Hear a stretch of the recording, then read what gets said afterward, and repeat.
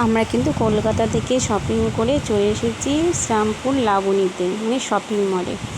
এখানেই আমার বর মানে এই শপিং মলের একটা স্টাফ। তো যাই হোক, আমার বর দেখো আমরা কী শপিং করে মানে নিয়ে আসলাম সেগুলোই খুলে খুলে দেখছে। তো আমিও এদিকে তোমাদেরকে আমি সেকেন্ড ফ্লোরটা ঘুরে দেখিয়ে দিচ্ছি। আর পুরো শপিং মলটা তো তোমাদের এখন দেখানো সম্ভব না, কারণ তোমাদের দেখতে হলে কিন্তু পুজোতে মার্কেটিং করতে আসতে হবে। তো মার্কেটিং করতে আসলে কিন্তু খুব সুন্দর সুন্দর কালেকশান তোমরা পেয়ে যাবে। আর এই শপিং মলে কিন্তু বাইরেকার কালেকশান থাকে, আর ছোট বড় বড় বড় সবার জন্য কিন্তু সব রকম তোমরা পেয়ে যাবে।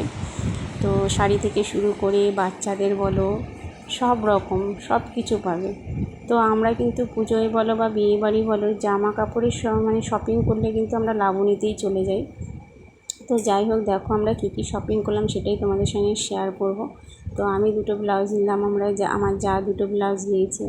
আর এই যে শাড়ি দেখছো, এই শাড়িও আমরা দুজন একই শাড়ি নিয়েছি, শুধু কালারটা আলাদা, তাই তোমাদের খুলে ভালো করে দেখিয়ে দিলাম।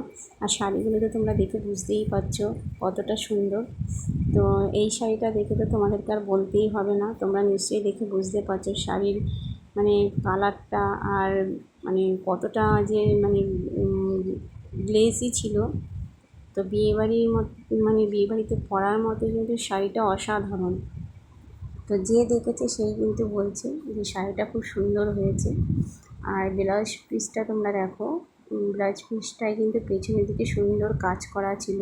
এই ব্লাউজটা যদি বানিয়ে শাড়িটার সঙ্গে পরা হয় বিয়েবাড়িতে তো অসাধারণ লাগবে। তো যাই হোক, দেখো আমার মেয়ে কি শপিং করলো। আমার মেয়ে নিয়েছে দু জোড়া জুতো। তো একটা নিউ কাট আর একটা হিল জুতো, আর একটা নিয়েছে লেহেঙ্গা।